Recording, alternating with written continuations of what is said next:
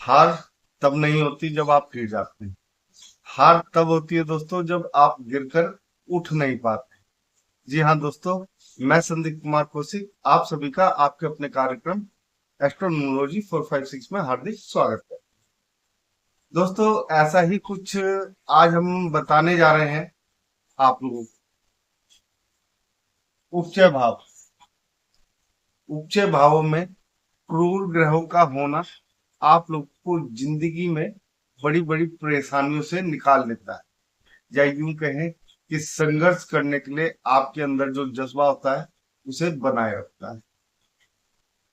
दोस्तों ये जो उपचय भाव के बारे में हम बताने जा रहे हैं, तीसरा, छठा, 10वां और 11वां भाव होता है।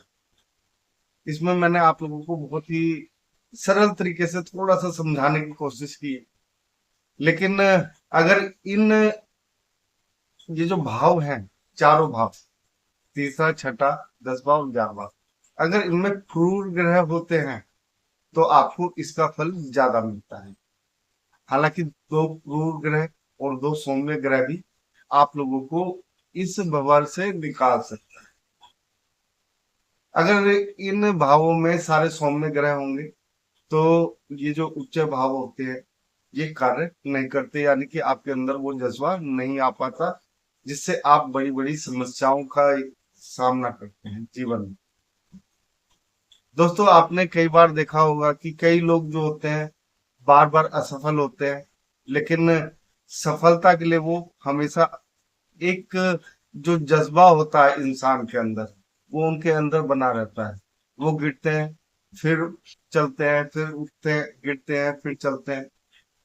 कई बार ऐसा होने के बावजूद भी वो लोग हार नहीं मानते और अंत में उन्हें सफलता मिल जाती है। इन भावों में अगर क्रूर ग्रह हैं, जैसा मैं पहले बता चुका हूं, तो आपके अंदर ये जज्बा जो है ना बहुत ज्यादा क्रूर के भाव। ऐसे लोग ना किसी भी क्षेत्र में हार नहीं मानते दोस्तों, चाहे वो लड़ाई झगड़ा, चाहे तरक्की हो, चाहे कुछ भी हो। आपने देखा होगा अपने आसपास भी कई लोगों को जिनके हाथ पैर कट जाते हैं, लेकिन उसके बावजूद वो लोग हार नहीं मानते और कुछ ना कुछ करते रहते हैं जीवन में। जबकि इसके विपरीत कई लोग जिनके साथ ऐसा कुछ हो जाता है, यानी कि विकलांग हो जाते हैं किसी दुर्घटना में या किसी कारण से, तो ऐसे लोग जो है कई बार आपने देखा होगा भीख मांगने लगते हैं। तो ये जो उपचय भाव के बारे में बता रहा हूँ ये उसी का कमाल है। अगर आपके इन भावों में ग्रह नहीं है तो आपके अंदर वो जज्बा नहीं मिलेगा। ये जज्बा जो मिलेगा आप लोग वो अधिकतर जितनी भी आप लोग ये कह लीजिए जिन्होंने दुनिया बदली है, ऐसे लोगों के जो कुंडली होती है उसी में इन भावों में ग्रह आप लोगों को दिखाई देते हैं। जितने ज्यादा क्रूर ग्रह उतनी ज्यादा असफलता भी मिलती है और उतनी ज्यादा सफलता, यानी कि शिखर तक पहुंचने के लिए ये लोग एड़ी चोटी का जोर लगा रहे हैं। अब जैसे मैंने आप लोगों को एक छोटा सा एक उदाहरण दे रहा हूँ।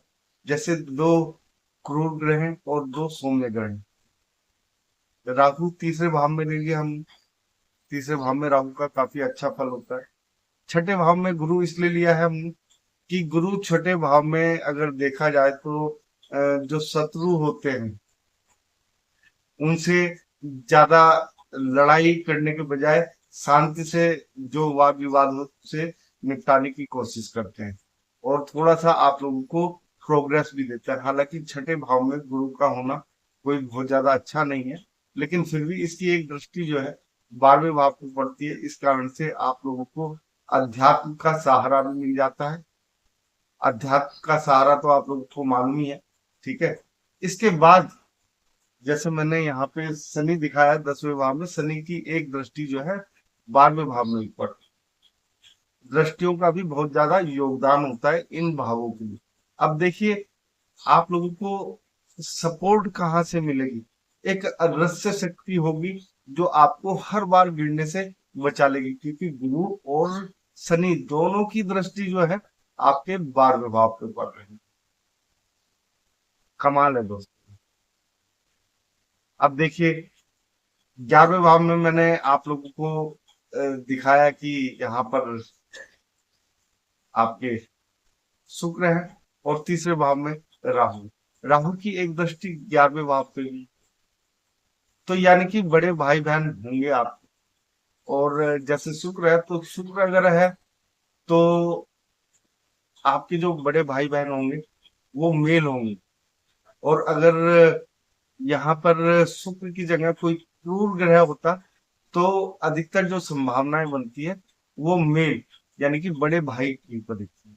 तो इस प्रकार से कुछ बहुत छोटे छोटे उसमें आप लोगों को समझाओ तो जो बड़े होते हैं उनसे भी आप लोगों को काफी योगदान मिलता है, मोरल सपोर्ट मिलती है यहाँ पर।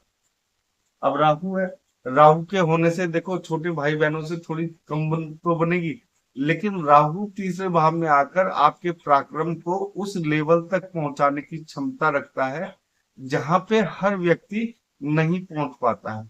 यानी कि अगर हार मानना इनके लिए मुश्किल है दोस्तों, ये समझ लीजिए अगर तीसरे भाव में राहु है तो हार मानना ना मुश्किल ही नहीं, नामुमकिन समझ। तो ये उच्च भाव जो होते हैं दोस्तों, इनमें अगर सारे में क्रूर ग्रह हो तो ज्यादा बेटर रहता है, लेकिन फिर भी हमने दो क्रूर ग्रह रख लिए और दो सौम्य ग्रह रख लिए आप लोगों को समझाने। ये बहुत ही सरल तरीके से हम बता रहे हैं आपको कि आपने देखा होगा कई बार कि कई व्यक्ति बार बार कार्य करते हैं और बार बार उन्हें असफलता मिलती जाती है, वो सफल नहीं हो पाते किसी भी कार्य में। सब कहते हैं इसने ये भी कर लिया, वो भी कर लिया, वो भी कर लिया। मानते हैं दोस्तों ऐसे व्यक्ति को सफलता कभी कभी बहुत लेट मिलती है, लेकिन जब सफलता मिलती है तो दुनिया देखती है इनकी सफलता। यानी कि ये जो सफलता है ये ऐसे ही नहीं मिल जाती, ग्रहों का भी काफी ज्यादा योगदान रहता है, दशाओं का, महादशाओं का, डिग्री का, इन सब का भी बहुत ज्यादा योगदान रहता है। इसमें एक तरीके से देखा जाए तो मिडिल जो स्थिति होती है डिग्री की, अगर वो बनती है तो बहुत ज्यादा लाभकारी सिद्ध होती है ऐसे व्यक्ति की। मतलब एक दो डिग्री ऊपर नीचे का ज्यादा फर्क नहीं पड़ता, लेकिन हाँ थोड़ा सा अगर ऐसा रहता है तो आप लोगों के अंदर ज्यादा जज्बा होता है दुनिया में कुछ कर दिखाने का, अपनी असफलता को सफलता में बदलने का। तो ये जो भाव होते हैं दोस्तों, इनमें कुछ इस प्रकार से फल मिलते हैं। अब मैं दूसरा एक और उदाहरण आप लोगों को समझा देता हूँ। तीसरे भाव में सूर्य मान लेते हैं, पराक्रम भाव सूर्य के लिए अच्छा है, ठीक है। 10वें भाव में हम शनि को नहीं लेंगे, शनि को हम तीसरे भाव में लेंगे, वो छठे भाव में लेंगे, हाँ ठीक है। आपके 10वें भाव में हम राहु को ले लेते हैं और 11वें भाव में मंगल।